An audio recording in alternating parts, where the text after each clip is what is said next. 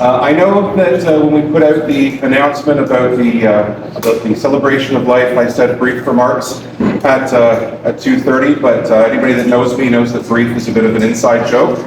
So I promise it won't be longer than 2 hours. I hope everybody's got a lot of food and is tucked in for a long session here. No, it's not going to be that long, I promise. I'd like to start with some remarks from my son Justin, who is Allan's eldest great-grandson. My great-grandfather, Papa, Al, he was one of the most important people in my life, shaping a lot of it from the time I was very young, and I wouldn't be the person I am today without him. I remember when I was younger, he would play with me and take us back into his garden, and that formed so many amazing memories over the years. He will not be forgotten, and I will miss him dearly. And I want to thank Justin for his words. We're here to celebrate the life of John Allan Ray Hayward. I think most of you here knew him as Al. I knew him as Grandpa. My kids knew him as Papa, and my grandma called him June, which I will explain in a moment. To reduce confusion, I'm going to refer to my parents and my grandparents by their first names today, so we can keep it all straight in our minds. Allan was born on October 11th, 1930 in Mount Albert, Ontario, to Roy and Nellie Hayward. He was the middle child of 3 boys with older brother Harold and younger brother Lauren. And it's nice to see Lauren and his family here today. He attended a one-room schoolhouse and successfully completed grade 8, which is as far as most people went back at that time. He was more mischief than he was academic. In his final year, he actually locked his teacher in a closet and ended up with several months of detention full of extra work and studies. Now, his teacher said that it was the best thing that he ever did because it's the only reason that he passed grade 8. So, okay, right, that worked out. After graduating, he worked his way through his automotive mechanic apprenticeship and spent decades working as a licensed mechanic. There's probably people here today that had their car serviced at his shop, which ultimately was Hayward's Esso at the corner of Osborne and Simcoe Street, which is where the IGA was built, and then later Foodland. I'm not sure what it is now, but the dollar store. Dollar store now. So that was where Hayward's Esso was.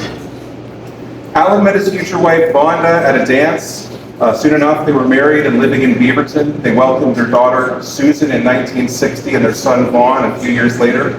They lived together with Vonda's mother, Doris, in that white bungalow on Merrow Road that's next to what is now the beer store. So not only did Allan have to contend with the wife, but also a mother-in-law under the same roof. So he was a strong man. Actually, remember my cousin Floyd, sometime after my grandfather was a widow, and said, "Are you getting any say yet?" So Floyd had this insatiable sense of humor. So I say cousin, he's my great-grandmother's first cousin. So after Susan was born, Allan took to calling Vonda Ma as a joke, or as we do. Actually, I call my wife Mom quite a bit after our son was born. So my grandmother had kind of I don't know how to say it, but it was a very interesting sense of humor. So she started calling him Junior, which got shortened to June. And I was actually really surprised when I heard somebody call him Al, because for the first several years I thought his name was June. I didn't know it was Al. So Vonda knew how to get Allan to do anything that she wanted. All she had to do was tell him not to do it because it was a bad idea or couldn't be done, and sure enough, he'd go and do it. So she got a lot of work out of him that way, actually. Allan always had a knack and insatiable curiosity for anything that moved. As, again, the mechanic, or he could fix a lot of things. And Vonda was almost afraid to buy him anything that had moving parts, because sure enough, he would take it apart to see how it worked. And he didn't always get it put back together again, so, But that said, he could fix just about any mechanical problem. His daughter Susan's husband, John, called him the man of the $20 solution because he could fix anything for $20 or less. He fixed a lot of my toys when I was little, and he fixed some of my musical instruments when I was a teenager. The only thing he didn't quite get was computers. He would ask me, "What exactly do you do again?" And I would explain my job to him, and he would say, "And they pay you for that." Yes, Grandpa, they pay me for that. Allan liked to give back to the community in a variety of ways, including serving as a volunteer firefighter for decades and even serving as the fire chief in Beaverton for a time. I know a few people here were also connected with him through the fire department, so it's lovely. So Allan always liked animals, and animals liked him. Even when they didn't like him, they still liked him. His daughter Susan had a couple of these snarly little toy poodles that would bark and yip and nip at anybody that came in, and, including Allan. And he would just reach down and pick one of them up, and it would be barking and nipping at him. Just, how you doing? And soon enough, the dog would just calm down and be eating out of his hand. It was nice. Yeah. We called those little dogs barking slippers because they were about the right size and kind of fluffy. So. Perhaps he had an affinity for animals because he was a cat, or at least he seemed to have 9 lives. He had so many times where he wasn't supposed to make it over the years, and he seemed to pull through. When he was working in his garage, I don't even know what year it would have been, but he had a car fall on his head. You're not supposed to come back from that. Right? And he wasn't supposed to survive it. The doctor told his friends, this is, I guess, maybe before ambulances were as common, I don't know, but they told his friends, well, take his car and take him and head for Aurelia, but I doubt you're going to make it. And on the car ride there, Allan told his friend who was driving, this thing's got a lot more balls than that old Chevy of yours, give it. So, he was even, injured and had that sense of humor.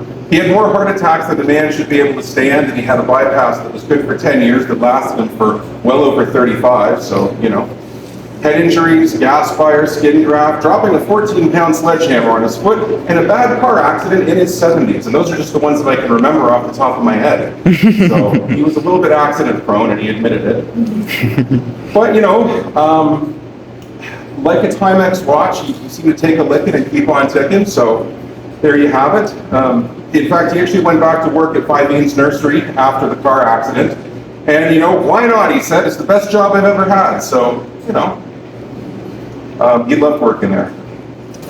He had some other bumps in the road, too. His daughter, Susan, was a bit too young and ill-equipped when she became a teenage mother. So, Allan and Vonda stepped in to raise and eventually adopt her grandson, Sean. If anybody's missed it, that's me. That's where I fit in. And much like my mother and my uncle, I got to grow up in that same white bungalow on Mara Road with Allan and Vonda as my parental figures and legally my parents. I was the best family a person could have asked for, full of love, intrigue, opportunity, curiosity. It was great, The childhood wasn't otherwise kind to me, but inside of those 4 walls with Allan, Vonda, and Doris, it was a great childhood. Tragically, Allan knew quite a bit of loss in his life. His son Vaughn passed away when he was in his early 20s. His wife Vonda passed away at age 64, shortly after Allan retired, and his daughter Susan passed away about 3 years ago. But all of that said, it's a celebration of life today, and Allan did have a second chance at a lot of things in life, including love. In fact, in his early 70s, he met a wonderful lady named Iola at a euchre tournament. And funny enough, she invited him to a dance, just the way that he met Vonda. Allan and Iola had some very happy years together, and Iola became a part of the fabric of our family. Iola even appears with Allan in my wife's university graduation photos, so yeah, that was nice. And they went to dances, euchres, euchre tournaments, boating tours, shows together. They just enjoyed passing time together. And, Allan was, of course, devastated when Iola passed away, but as they say, God never closes the door without opening the window. So Monica and I at that point had just welcomed our second child, Joshua, who's right here. And so Allan came and stayed with us for quite a few weeks, actually, to keep Justin, our eldest, occupied and out of trouble, although I'm not really sure which one kept which one occupied and out of trouble. That's debatable. Most days, Allan would take Justin to McDonald's across the road for a tiny little ice cream cup, and all the young ladies at McDonald's doted on them. Now, Justin liked it, but I think possibly Allan liked it more. You know. Joshua was colicky as a baby, so Allan would walk the halls with him sometimes for hours. In fact, Allan joked that he'd worn a groove into our floor from all the pacing back and forth. And he also said he was glad that Joshua started out miserable and then became happy rather than going the other way around. So,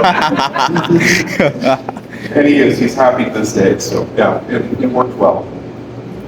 Allan learned to change diapers in his 70s to help look after his great grandkids, and he did a good job of it too. You know, I often thought of what Vonda would think and what she would have said if she could have seen it. Now, she probably would have been incredibly proud, and knowing her, she probably would have hid it poorly behind a veil of witty remarks. But I think she would have been amazed to see that. And it was no different with Julia when she was born some years later, our youngest. You know, Allan commented on her red hair, saying how happy Vonda would have been to have a little red-headed girl in the family. Vonda's paternal grandmother had red hair, and so she always hoped it would continue in our family, and it has. So mine used to be that color. As I've gotten older, it's kind of going dishwater brown. So, but Julia's got it, so carries the red hair. I've never seen anyone enter a child's world quite the way that Allan did with our kids. It was actually amazing and inspirational. He would lay on the floor with them, play with them, share their toys, sometimes for hours, actually. If you look at the photos we have up here, you'll see pictures of Allan on the floor playing with Julia, with blocks. That was a typical Saturday when we were up visiting.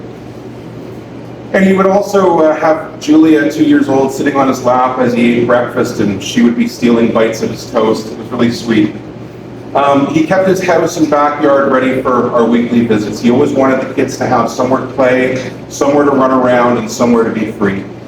And so he made sure that there was lots of toys. He scrubbed the bird bath and stocked it with plastic ducks because 2-year-old Julia insisted on playing with it, so he had to make sure it was tidy. He made bowling pins out of plastic milk bottles and did all kinds of things. There's just too many things to list. He kept working until he was 80 to make sure that that house and that backyard would always be there to welcome our children and to give them as much as he possibly could. And he would often treat us to wonderful meals at Toppers or at Lola's Chip Truck. In fact, Laura, who runs the Chip Truck, has done the catering here today, so thank you so much for that. I really appreciate it. And please, everybody, just keep eating because we have to take the leftovers home, and our truck's only so big, so, you know. And like, I know I'm big, but there's only so much to eat. You know, Allan stayed in that same white bungalow on Merrill Road for 53 years in total, which is amazing. Also meant there was a lot of stuff when we were trying to clean it. But, you know, so be good to your kids, clean it out before they have to. But no. But he stayed there for 53 years in total until a stroke made it impossible for him to live there alone. So the doctor said, no, he's never going to walk again, but, you know, every time he just seemed to fool the doctors. He was able to walk with a cane and, you know, at a low pace, and we had to be right there in case he slipped, but he seldom did, and he walked for a number of years doing things that the doctor said were impossible. Allan came to live with us in Brampton for those 5 years after the stroke until he decided it was time to come back to his home community of Beaverton at Lakeview Manor. And so he lived there for the last 4 years of his life and received excellent care from excellent people. We really do have one of the greatest long-term care facilities in Beaverton on the face of the planet. And even at Lakeview Manor, Allan was known as friendly, talkative, cheery. He brought life into every room that he entered. Allan was 93. And so at age 93, saying that he died of a sudden and unexpected illness doesn't quite seem to apply. But with Allan, really, it kind of was a surprise because, like a Timex, I kind of thought he would just keep on ticking forever. And while at the hospital, I kept thinking, you know, he could just recover from this, you know, but, you know, there's only so much time, ultimately. And so much like a cat, I suppose that this was his 10th life, but I think they were 10 lives very well lived, and I think that we're all richer for those 10 lives that he lived.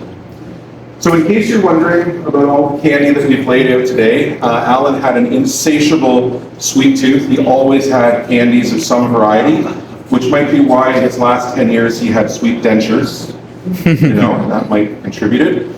And these ones here are some of his favorites. So please help yourself to a bag to take home, and remember Allan as you're enjoying the sweets. And but also don't eat too many of them here, because again, there's wonderful catering there, and there's a lot of food and wonderful cake. There's only so much we can take home. So, yeah, and again, I just want to thank Laura, who, by the way, of course, ran Lola's Chip Truck, and that was Allan's favorite place to go and eat. So he would have been tickled knowing that Laura had taken care of us today. So thanks everybody for coming, and thank you for abiding with the 10 minutes of my yapping. Now, please enjoy some more food. All right. Thanks.